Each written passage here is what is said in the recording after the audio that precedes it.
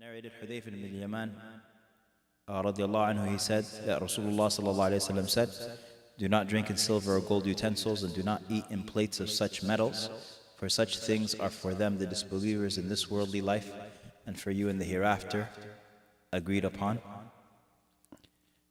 Narrated Salama radiallahu anha that Rasulullah sallallahu alayhi wa sallam said, "He who drinks in a silver utensil is only swallowing hellfire in his stomach." Agreed upon. بس يكفي تقرأ العربي؟ طيب. Can you read the Arabic? عن حذيفة بن اليمان رضي الله عنهما قال النبي صلى الله عليه وسلم: لا تشربوا في آنية الذهب والفضة ولا تأكلوا في صحافها فإنها لهم في الدنيا ولكم في الآخرة. متفق عليه. وعن سلمة رضي الله عنها قالت: قال رسول الله صلى الله عليه وسلم: الذي يشرب في إناء الفضة إنما يجرجر في بطنه نار جهنم. متفق عليه. صلى الله العافية. بسم الله الحمد لله.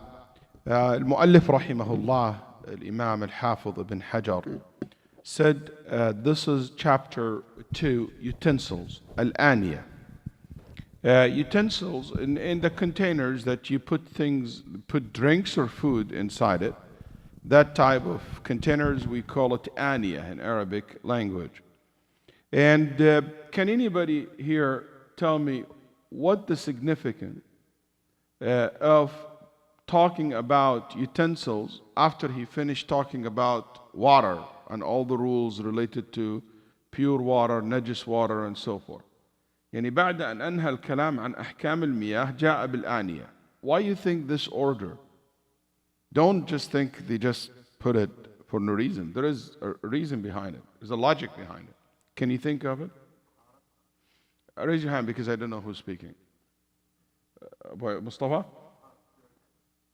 Well, it's not pure, it's Aniya. So why Aniya? Why the utensils came right after the ruling of the water and the najis and the pure water, najis water, and so forth?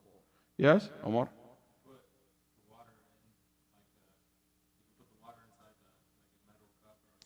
Obviously, the water, it has to be contained in some form of containers. That's right. So since he talked about the ruling of the water, now he speaks about the rules of that thing that you put the water inside it. Then what's the third logical thing will be? Yeah, everything related to utensils, right? The use of the water. Ya salam alayk, Allah yaftah alayk, Waleed. The use of the water. That's why the next chapter is al-wudu and al-ghusl. It's a very interesting way of just putting all the chapters right after another. Then he started here with hadith Hudayfa radiyallahu anhu wa arda. And this hadith is absolutely authentic hadith reported by al-Bukhari wa Muslim. And we learned before that any hadith reported by al-Bukhari and Muslim, it's in the highest level of authenticity. أعلى درجات الصحة, what al-Bukhari and Muslim agreed upon. And this hadith Hudayfa ibn al-Yaman radiyallahu anhu. Hudayfa ibn al-Yaman, Hudayfa the son of Yaman, the son of Hasl or Husayl or Hasil. Hudayfa is a companion, and his father Yaman is a companion. Okay? Both of them great companions of Rasulullah sallallahu alayhi wa alihi wa sallam. Hudayfa spent a quiet time with the Prophet sallallahu alayhi wa alihi wa sallam, and he was so close to the Prophet sallallahu alayhi wa sallam حتى سمي صاحب سر رسول الله صلى الله عليه وسلم أو سمي صاحب سر رسول الله صلى الله عليه وسلم. He was called the Prophet ﷺ secrets keeper. So the Prophet ﷺ told him certain informations not related to religion. Has nothing to do with religion, because there is nothing secret in the religion. And that was a major misunderstanding that you might find between the Sunni belief and non-Sunni belief when it comes to narrations like this, because nothing in the religion is private or hidden or giving to a certain individual and the rest of the ummah is secret. No. Sometimes the Prophet ﷺ will share the knowledge with some based on their ability to understand the knowledge, but the knowledge of Sharia was offered to everybody. So the secrets that the Prophet ﷺ told him has nothing to do with the rules and regulations, but secrets like what? Like the list of the names of all the hypocrites in the society. The Prophet ﷺ knows who are the hypocrites in Medina by names, but the Nabi ﷺ didn't mention them by name because he don't want to create what? A division, a chaos, a fight, a civil war inside the Medina. So, because of that, Umar radiallahu anh said, whenever anyone died in Medina from Al-Ansar, I will look at Hudayfa. If he pray on that person, I'll pray janazah on him. But if Hudayfa refused to pray on him, I will not pray on that person. Because I know that he knows all the names of the hypocrites. Radiallahu anhu wa arda. Hudayfa said, كان الناس يسألون رسول الله صلى الله عليه وسلم عن الخير وكنت أسأله عن الشر مخافة أن أقع فيه. People used to ask the Prophet ﷺ about the good things that will happen and all the, the glad tidings that are coming. But I used to ask him about the fitan, the troubles, the problems, the challenges, the evil things that will happen in the future. Why? Because I was worried about it, trying to protect myself from it. And that goes with the famous line, عرفت الشر لا للشر ولكن لتوقيه ومن لا يعرف الخير من الشر ومن لا يعرف الشر من الخير يقع فيه. I get to know good from bad, not because I love bad, or I get to know the bad, not because I like the bad, but if you don't know the bad from the good, you might end up doing what is bad or wrong. Anyway, he died radiallahu anhu wa rahimah in what is known today as al-Iraq, in north of Iraq, in al-Madain, سنة 35 للهجرة, 35, around 35 Hijri, or maybe 36 Hijri. He said, رضي الله عنه, in the hadith, قال لا تشربوا في آنية الذهب والفضة ولا تأكلوا في صحافها. Narrated that the Prophet ﷺ said, do not drink in silver or gold utensil, and do not eat in plates of such metals. For such things are for them, the disbelievers, and in this worldly life, and for you in the hereafter. Also he mentioned hadith Salama radiallahu anha wa ardaha. Salama هذه امرأة عجيبة, one of the amazing women. She was an amazing woman, rahimahullah, wa radiyallahu anha. Our mother, the mother of the believers. Her name is, anybody knows her name? Salama? Hind. Naam. Hind, the daughter, Hind bint Abi Umayyah, Hudayfa ibn al-Mughira, the daughter of Hudayfa ibn al-Mughira, Makhzumiyah, Qurashiyah, from one of the most noble, recognizable household in Quraysh, in Mecca. Very noble woman. She became well known for her kunya, her nickname, Salama, the mother of Salama. She was really a very, very noble woman. And her father was one of the leaders of the people of Mecca, and well known of his generosity. And this is something, just a side point. Those who want to lead, they must be generous. You can't lead if you're not generous. Sometimes people ask me why sometimes clearly Islamic Center give and basically share and give to others, and because generosity, it means leadership. You want to lead, you need to be generous with your time, generous with your money, generous with your, that's what leadership is all about, is generosity. Anyway, he was very generous, that to the extent that he has a rule. If you ever travel with her father, you're not allowed to bring provision in your journey, no matter how long your journey is. لذلك كان يسمى بزاد الركب. Her father, Yani the provision of the journey, the provider of the journey. He provides for everyone travel with him. And in the old days, it's not like, I'm going to Chicago tomorrow, Sheikh Kamal, come on, hooked you up, let's travel together. No, it's a journey, it means a caravan. It means a pool of cars. It means many people traveling together. And he still will not allow anyone to bring food or provision or any money with you. He will spend everything on you in your trip. Anyway, so this is his daughter, Salama, Hind.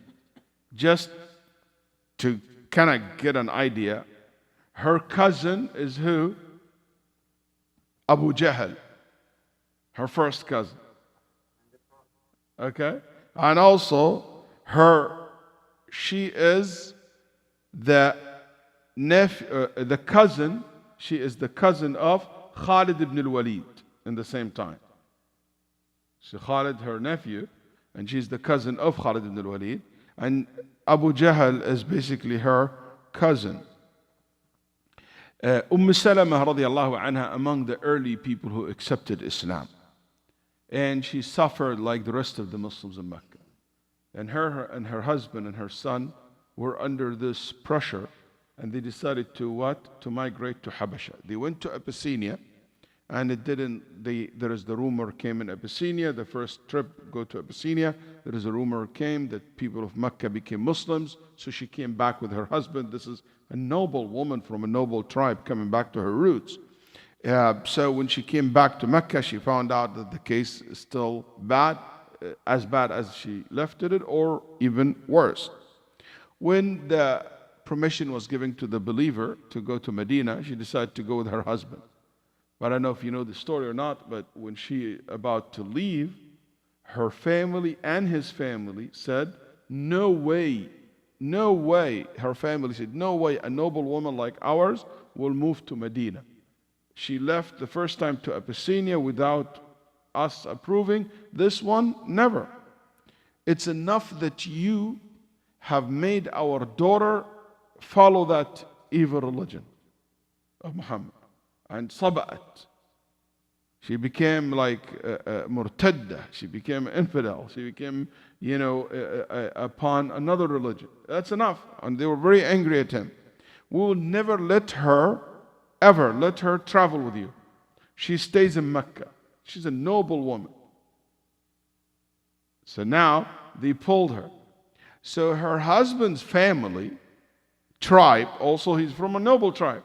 They came and they said, it's enough that you took the woman from her husband and you're taking our son. Because her son is the son of her father, follow the father. And they said, we will not let our son stay with the mother's family. The in-laws fight. So, okay. So it became a fight. And the poor kid in the middle, they start pulling him.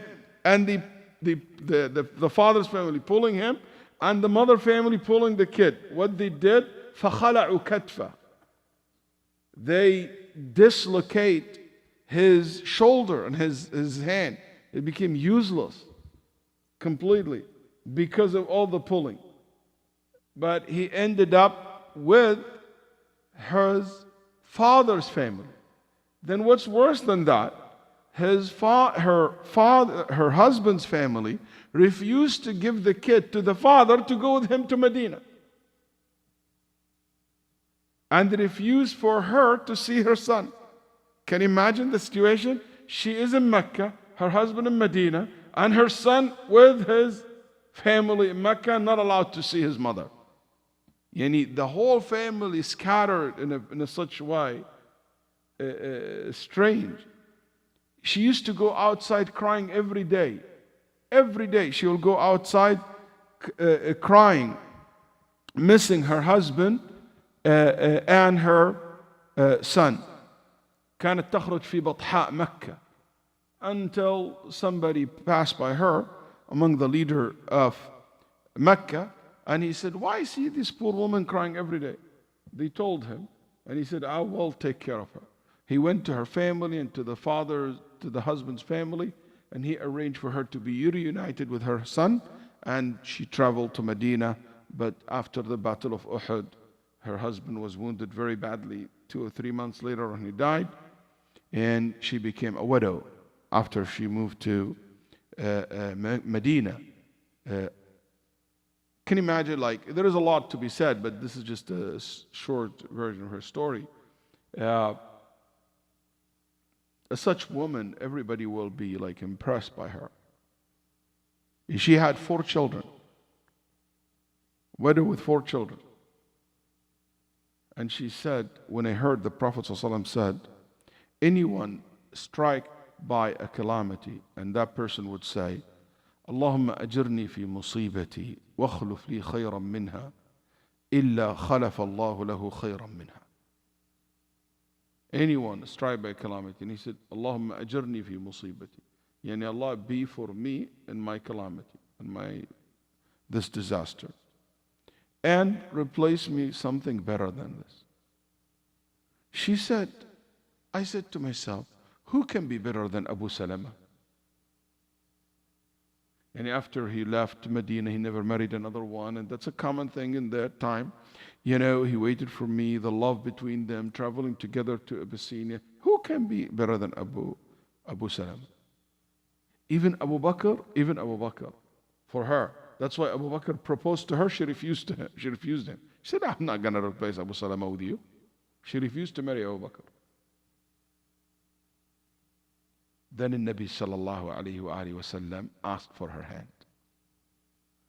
Even when she said this dua, she knew that the Prophet ﷺ, when he said Allah will give him something better, give her something better, she knew that will happen.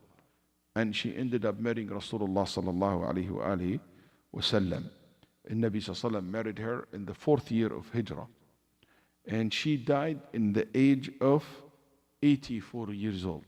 Radiallahu anha wa arda. She is آخر زوجات النبي صلى الله عليه وسلم. She's the last one of the Prophet صلى الله عليه وسلم's wives who died. And she died very soon after the death of Al-Hussein.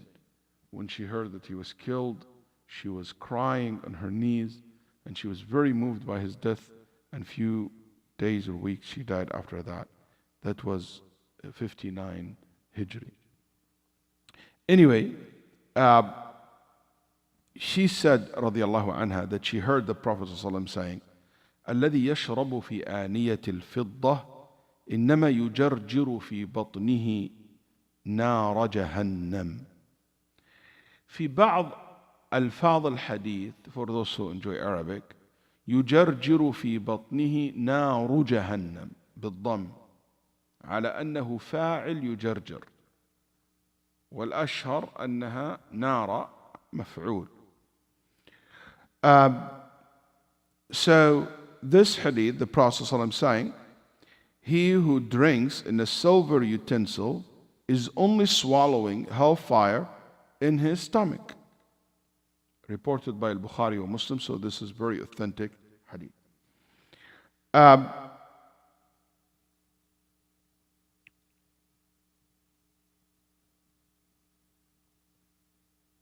This hadith, reported by al-Bukhari or Muslim, he said, sallallahu alaihi wasallam, whoever drinks in a silver utensil. Okay? There is one narration came in Sahih Muslim, whoever drinks from a silver or gold utensil, swallowing like a fire in his stomach. Al-Bukhari or Muslim both agree on the narration with no gold. But in Muslim, another narration, which is authentic, added the gold. Okay? So just for the record, to be clear. Let's look at some of these words that came in the hadith. Utensils of gold or silver came in the both hadith. The Nabi forbade eating in utensils made of gold or silver or drinking from it. What that means, utensils made of gold and silver.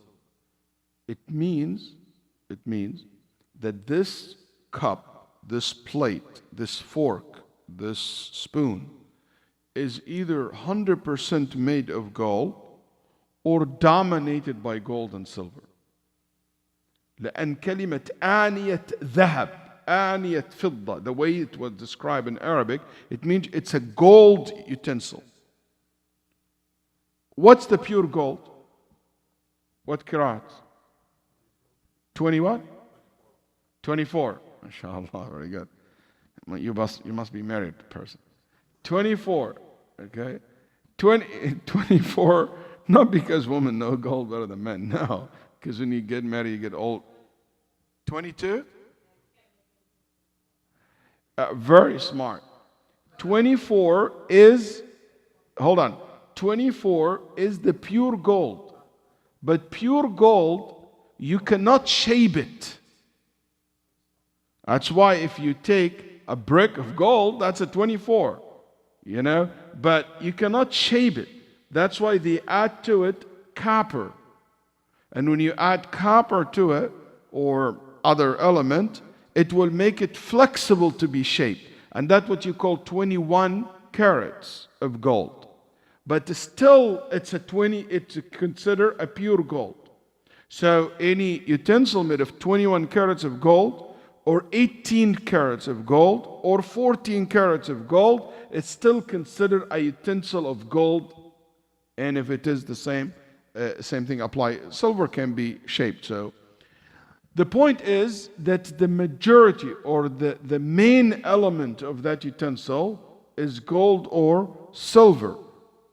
But if the gold and silver is something very small percentage in the utensil, that we don't call it a utensil made of gold, or a golden utensil or a silver utensil. And we will talk more about that in a little bit. He said plate, sahfa. What's the sahfa that the hadith said? They translated plate. A sahfa, it's interesting just for those who want to know what that word exactly means. A sahfa means a plate which is usually made of wood. That's what the sahfa made of. And usually a sahfa, it's a big plate that 5 people can eat from it. قالوا الصحفة هي ما تشبع 5 كما قال الكسائي أو غيره. طيب, is that limiting the plates to this category of plates, this type of plates? No. So the Prophet just mentioned الصحفة, the plate, as an example. It could be a ball.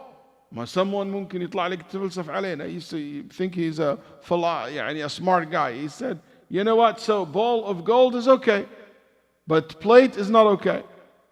You know, a pot made of gold or silver, it's okay. No. So he just made an example of the plate, but that's applied to anything that you eat from, directly or indirectly. Like sometimes there is a صينية يسمونها tipsy. Huh? This tray, the serving tray. If it's a silver, the tray is made of silver, same rule, you're not allowed to use it. Even if you don't eat directly from it, it's like the pot. If you don't eat from it or not, sometimes you eat from the tray directly, sometimes not. So, or it is gold. So anything that has to do with serving food or eating the food, and that will include fork, knives, spoons, chopsticks. Chopsticks. Oh man, there's gold. Oh yeah, sure. Chopsticks. Just leave it for the Chinese. Gonna be real gold. Okay. So anything, cups, jugs, tray, pots, anything like that will be included in this hadith. Then the Nabi ﷺ said, فَإِنَّهَا لَهُمْ فِي الدُّنْيَا. It belongs to them in this worldly life. هنا عندنا قاعدة في أصولية تقول إذا جاء النص لبيان الواقع فلا مفهوم له. When we have a text that describes reality, it doesn't mean that this text a rule can be driven from that text. This is a rule, a principle. I'll say it again. If we have a text that describes reality in the time of the Prophet ﷺ, it doesn't mean that that's an approval from the Prophet ﷺ to this practice. So when the Nabi ﷺ said it belongs to them in the dunya, he describing what they practice, not that the Prophet ﷺ saying it is allowed for them to do it. He's not approving what they're doing. He's just relating to us what they are doing. يا أيها الذين آمنوا لا تأكلوا الربا أضعافا مضاعفة. Oh, you believe, don't consume riba. Don't consume riba multiple times. Nobody can say, oh, so it means if I am not the consumer, I'm the giver of the riba, it's okay. Because the verse always talk about the consumer, not the one who pay the interest. Is the one who receive the interest. The verse saying, those who consume the interest, those who receive the interest. So that means those who give the interest are out of it. No, it's not. The verse just simply talking about the common practice of the people. Because the issue of interest was mainly related to the people who consume, not the people who give. The verse came to describe this situation. You don't derive rules from a verse that describe reality. And there is many things like that. So here, we don't mean that it is halal for them to do it or the Prophet said, hey, go do it. No, it means that this is the Prophet describing what they do. Otherwise, they're drinking from this type of utensils only increase their punishment in the hellfire. And this led the scholar to discuss an issue. Was the kuffar, the disbelievers, required by Islam or required by Allah to practice the laws of Islam? And if they don't, were they be held accountable for it? Number one, and I'm going to give you a summary, this is a long discussion. And in my opinion, this discussion needs to be reframed the way I will say it to you, to appreciate the debate. So the frame that exists in the books of fiqh, يقولون هل الكفار مخاطبون أو مطالبون بفروع الشريعة أم لا? Is the non-Muslims prescribe upon them the rules of Islam or not? The majority says yes, the minority said no. Minority like the Hanafis, the majority like the Hanbali, the Shafi'i, the Maliki said yes. The Hanafi and some of the Hanbali said no. And the right framing here to this issue is the following. It's not just what I said. The right framing is هل الكفار مطالبون بفروع الشريعة أم هل الكفار محاسبون أو مؤاخذون أو معاقبون بفروع الشريعة? There is a difference between the two. Are the non-Muslim required to apply the rules of Islam? The answer is no. Nobody ever would say that non-Muslims women need to wear hijab. Nobody ever would say that the non-Muslim person need to pray 5 times a day. Nobody will say that. But they will say, in the day of judgment, would that person be held accountable for missing the 5 daily prayers, for not wearing hijab, for eating pork, for etc.? That's debate. Some scholars said yes, some scholars said no. Those who said no, they will not be held accountable for it, because if a person now enter Islam, if that a person became a Muslim, would you ask that person to pray all the missing salah in his life? No. If it was prescribed upon him, you should. But it was not prescribed upon him because he was not a Muslim. That's one side of the argument. The other side would say, no, it was prescribed, it was a sin, but that sin wiped out when he became Muslim. But they will come back, even if the sin is wiped out, you still have to do it. Like a Muslim now, missed the salah, okay, he still have to make it up. So the argument back and forth. Those who said they are going to be held accountable for these deeds in the Day of Judgment is because Allah said in the Quran, مَا سَلَكَكُمْ فِي سَقَرْ قَالُوا لَمْ نَكُ مِنَ الْمُصَلِّينَ وَلَمْ نَكُ نُطْعِمُ الْمِسْكِينَ. We did not used to pray, we did not used to give zakah. But is this verse strong enough to establish that? In my opinion, no. Because this is the mentioning of the salah and the zakat is not for the salat itself and the zakat itself. It means we were not doing this to represent that they were not Muslims. So they mention Islam by mentioning part of Islam. Otherwise, they used to yut'am al-miskin. The kuffar of Quraysh used to give food to the poor. That's right. The kuffar of Quraysh used to pray. Yeah, they used to make hajj. They used to do this. But what is not acceptable from them because they didn't do it as Muslims. So the whole point will go back to asl al-mas'ala wa hiya al-mutalaba bil-Islam. That they were basically never a believer. And that's the whole discussion is all about, in my opinion. But in any way, there is a third opinion. I know if anybody interested. There is a third opinion. قالوا هم مطالبون بالكف عن المحرمات وغير مطالبين بالأوامر والواجبات. They said Allah only will hold them accountable not for the orders, but will hold them accountable if they broke the rules. Like if they kill, if they steal, if they fornicate. But they will not ask about did they pray, did they fast. قالوا لأن هذا يفتقر إلى نية أصلا. You don't initiate salah or zakah or siyam unless you have an intention for it. Anyway, I don't want to drag, but this is for those who benefit. These are three different opinions. In Wallahu A'lam, the strong opinion among all of them, in my opinion, is the minority position, which is they are not asked for it in the dunya. But why did I mention this today in my class? Because this is important for us in America here. A lot of people think that Muslims want to apply the Islamic rules upon the public who are not Muslims. We don't force the non-Muslim to practice Islam. In a Muslim country, majority, we don't force Islam over them. We don't ask them to pray, we don't ask them to fast, we don't ask them to put hijab, we don't ask them to do that.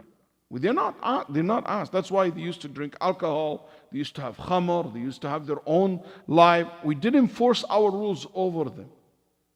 And that's from the time of the companion radiallahu anhum warḍahum. ذلك لما جاء النصارى, when the Christian came to Umar radiallahu anh with the wine, and they said, this is our share, the tax that you should basically we should give. Umar said, I don't take wine, we don't accept wine. قال أنتم تولوا بيعه وتعطونا عشره. You sell it among yourself, then you give the 10th of it. So that shows you that they used to have their own drinks, they used to have their own transactions. Also, in Nabi sallallahu alayhi wasallam, ra'a al-Yahud, they have their pigs and they have the paint, and they used to sell the fat of the pigs. They used to, some of them use it to do for the ships, and that was practiced among them. So that's in Islam not allowed, but among them they do that. They do things of that nature. So my point here, that nobody ever would say that or ever think that we have to enforce the Islamic laws upon non-Muslims.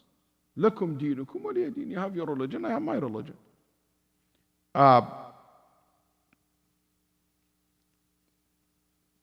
In the same line, some masajid, they ask women before, even in some Muslim country, before they go to a masjid, she has to put hijab on. And she had to put a scarf on. And she has to do this and she has to do that. And there is no Islamically reason for you to ask for that. I think you should ask for decency. يعني في احترام تكون لبس محترم. She's not coming with a short, she's not coming with skirt, he is not coming with a short. There is a respectful dress. You like if you go to court, you don't just show up wearing short or bathing suits. When you go to church, you don't do that. Even though it might be a challenge. Some people say, well, we go to court and we go to churches, for example, with a skirt. But still, we tell them the proper etiquette according to the Muslim culture, to the urf of the Muslimin. So a proper clothes that beyond the knees, and even if it's a short sleeve or whatever, long sleeve, we're not going to go in details, but it is acceptable. And even if there is some exceptions sometimes happen, it happens to all the masajid, and those who are involved with that, I knows about that. But the point is, we're not asked to enforce our Islamic ruling upon them. He said, sallallahu alayhi wasallam, يُجَرْجِرُ فِي بَطْنِهِ النَّارِ, consume fire in his stomach. يجرجر, كلمة جرجرة. Anybody knows what جرجرة mean? يجرجر. People think يجرجر and you pull. It comes from the word al-jarrah. Al-jarrah, it is when you put the water, when you jog the water, it's like that sound comes when you open your mouth and you. I have one of my daughters, she drinks like that. Okay? When she drinks, she just take the whole thing together. You can hear the water going through her throat and hitting the stomach. I said one of them. I didn't say Noura or Sarah. I didn't mention any names. I just said one. Okay.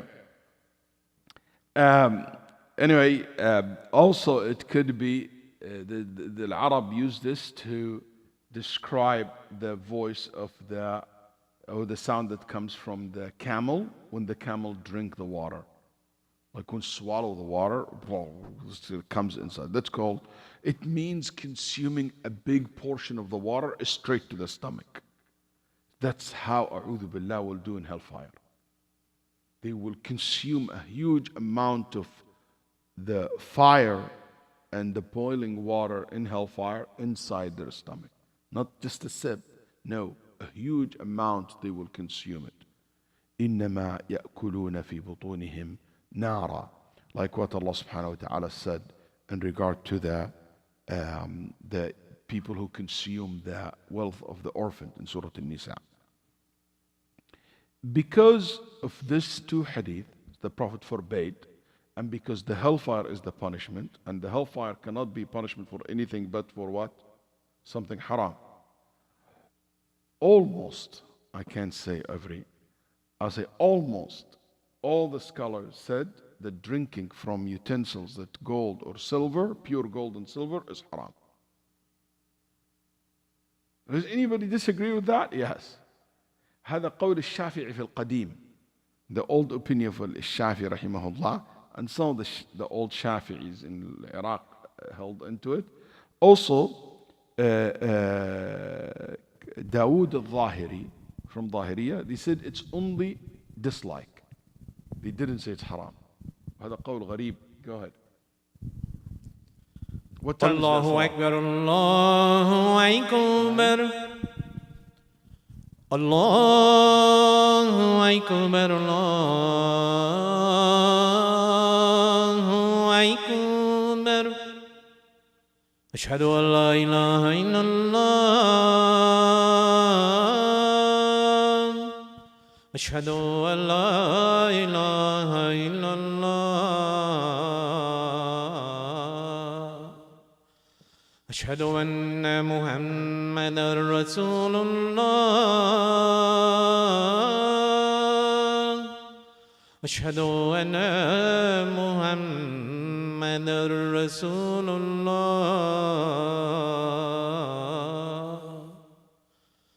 Hayya ala salat.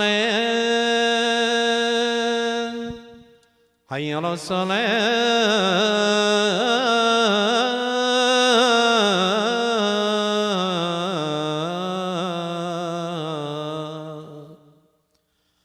حي على الفلاح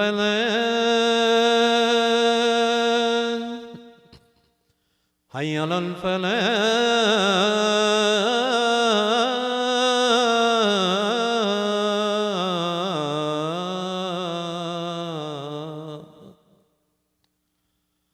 الله أكبر الله أكبر لا إله إلا الله.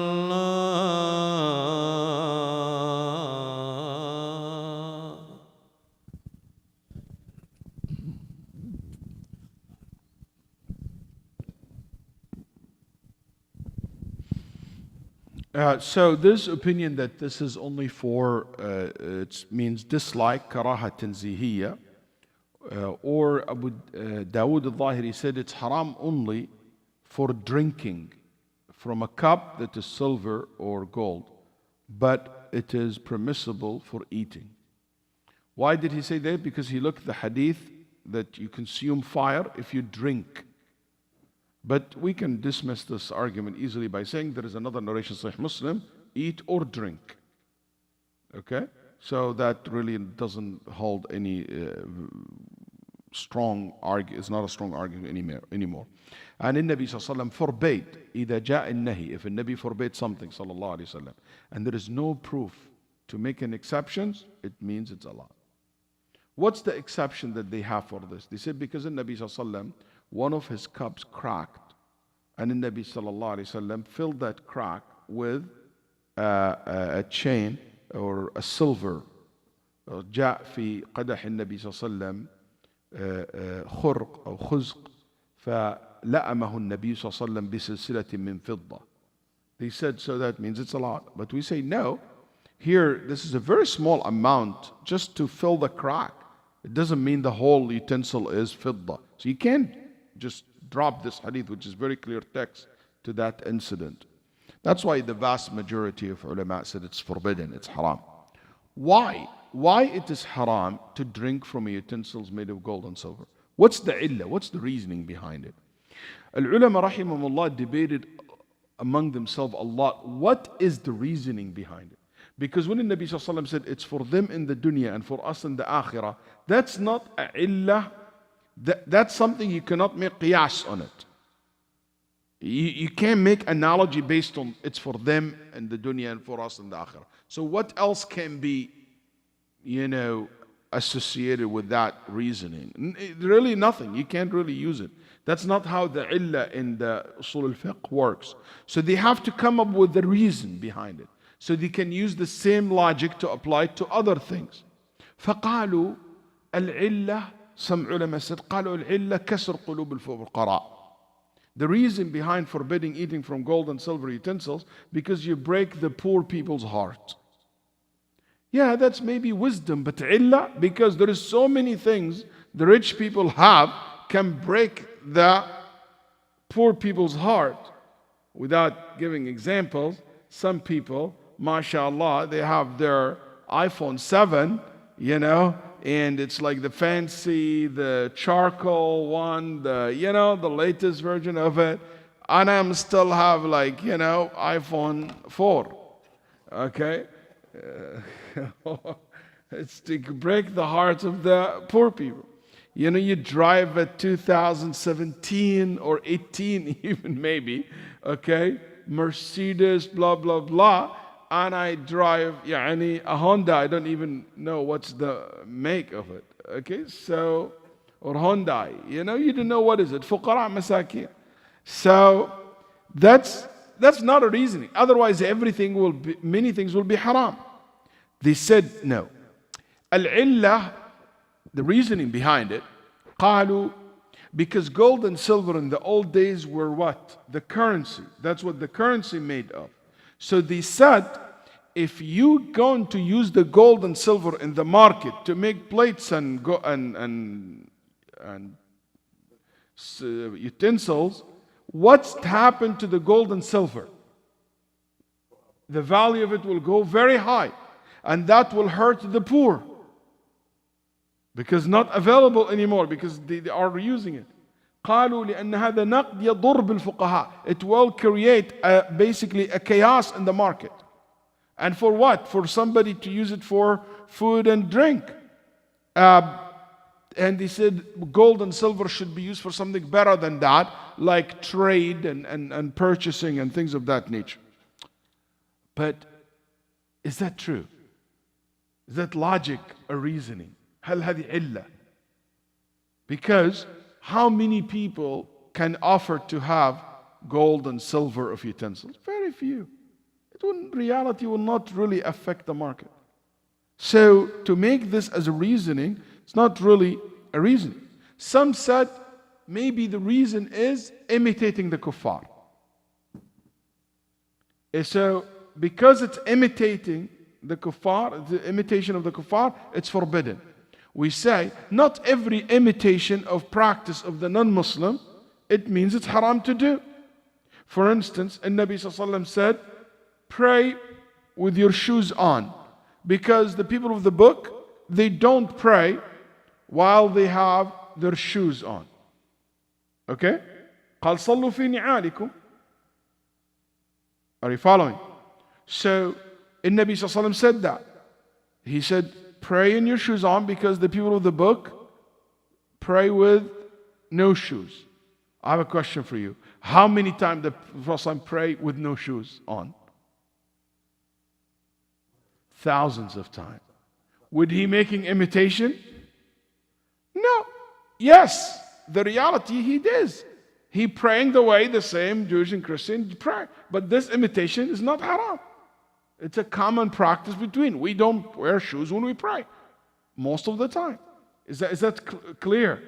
So to say that it is imitation, that's why it's haram. Not every imitation makes things haram. So that cannot be the reasoning.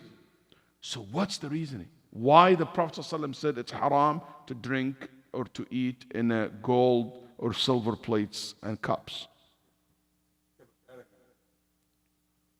Arrogance? So somebody will tell you maybe it's not arrogance. Similar to arrogance, but is that a reason to make? Can you use this? Because if the moment you said it's a reason, you can use the same logic to apply it to many other things. So, just because of the time, outside Ibn al-Qayyim rahimahullah said something, and he was very strongly supporting his view over all the previous ones by saying, because if you start eating and drinking in silver and gold, that will go against the state of ubudiyya lillah. The Abdullah, the one who's a servant, obedience of Allah, who's down to earth, no arrogance in his heart.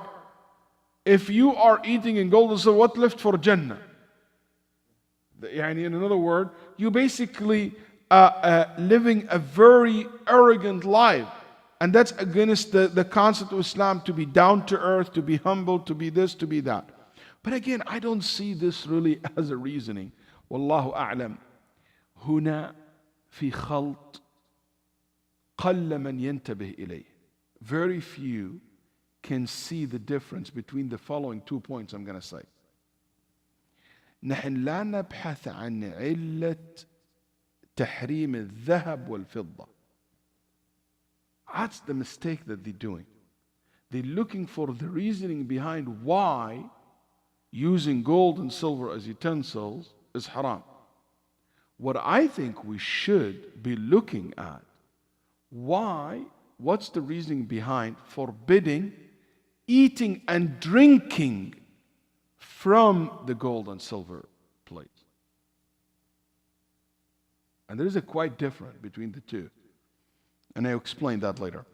هناك فرق بين علة تحريم الذهب والفضة وعلة الأكل والشرب. تحريم الأكل والشرب من الذهب والفضة. Why? Because you're going to know later on that you can use gold and silver according to the majority of the fuqaha in other than eating and drinking. Because many of these things can apply to a golden pen, a gold phone, real gold phone. Okay? So, on many fuqaha it's allowed. So here we say, the reasoning is strictly related to the eating and drinking. What will be the illah? What will be the reason? In my opinion, nobody knows. It's from Allah subhanahu wa ta'ala. All the points that was mentioned are valid points, are good points. I call them wisdoms. Hikam للتشريع. Wisdom behind legislation, but not the illah. The illah is because the Nabi sallallahu alaihi wasallam said it is for them in the dunya and for us the akhirah. That's very specific, very restricted to this specific ruling. We take it the way it is. Taib's question: can I apply the same ruling to plated gold and plated silver? I think that's more practical here. Plated silver, plated gold. I have come across many times, invited to many weddings, many even Islamic events in restaurant, in weddings and in fundraising dinners, stuff like that, and I found that they have pure silvers. Even one time in the airplane, it was, if you fly any first class, I'm just kidding. You get in some of these airlines, when you go first class or business class, they give you actually pure silver utensils. So, who knows? But most likely it's plated gold or plated silver. Can you use that? Al-ulama rahimahullah have two positions. The vast majority of the fuqaha will tell you it's forbidden. Not allowed to use anything plated gold and silver. Why? قالوا, because every wisdom behind why it's haram to use pure gold and silver apply to it. The arrogance, the breaking the heart of the poor, it just the state that you are. It looks like, because it looks like gold. It's not about the value. You're not going to sell. It's about the experience of just feeling that I am eating on a golden plate. That happened with the pure gold or plated gold. That's what they said. Okay? And also because there is a hadith, a narration, that the Nabi ﷺ said, أو شيئا منه. Yani don't eat in a drink or in a plated, in a gold or silver plate, or if part of it. Yani part of it is golden plate. So they said, since the plated gold, it's part of it gold. But this hadith is really not authentic hadith. The second opinion said it's allowed. Why? They said because plated gold and silver, very small amount comparing to the actual amount of the plate. So we will make this analogy. Didn't the Prophet ﷺ fill the crack with silver? That small amount. So if it's in the same line, okay, we allowed it. And basically, that's something some of the fuqaha, rahimahumullah, allowed it. And they said, and there is no proof to say that this very small amount of gold or silver will be considered something haram.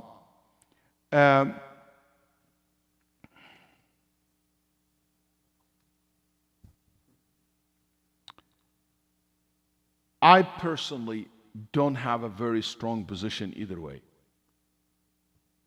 because both have very good argument. But my recommendation is try to avoid it. And I never used it. I never allowed myself to use plated gold or silver utensils. And many times I was in position, people made fun of me. And I saw people on the table, dinner table, in hotels and stuff like that. They looked at me because I asked for plastic spoons.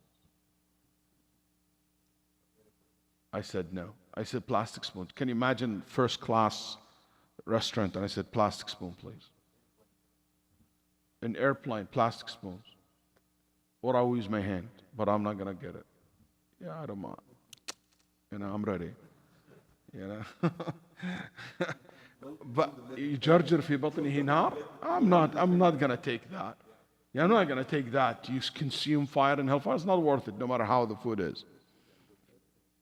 طيب.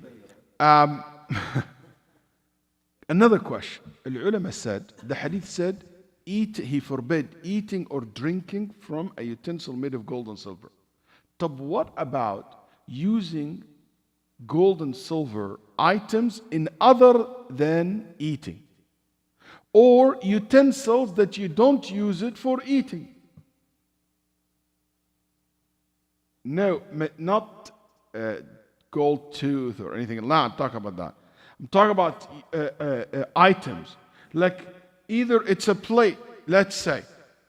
I have this beautiful gold plate and I want to use it as a decoration. I have a jug made of silver and I want to make it as a vase. I'm not going to drink from it. I want to use it as a vase. But what about pen made of gold? What about watch made of gold or silver? صح? What about, I don't know if it's jewelry. Yeah, that's a debate. It can be jewelry or not. Silver. Let's put it silver. Okay? What about tooth and things like this are different. But let's say, I'm talking about tools. Let's say, you know what? I'm a dentist and I'm gonna use the tool that I use made of pure silver. You know what? I'm gonna have a gold phone. What if I want to have a cover for a book made of pure gold? Some masahif, the cover of the mushaf made of pure gold. That's very common, especially in the Ottoman's time, Emperor, all this area. You go Iraq and up north all the way to China, you will find this is a common practice in old masahif. Gold sinks, a toilet seat made of gold. A gold car. Gold, pure gold car. Huh? Glasses made of gold. All these issues, we'll talk about it next week, inshallah ta'ala.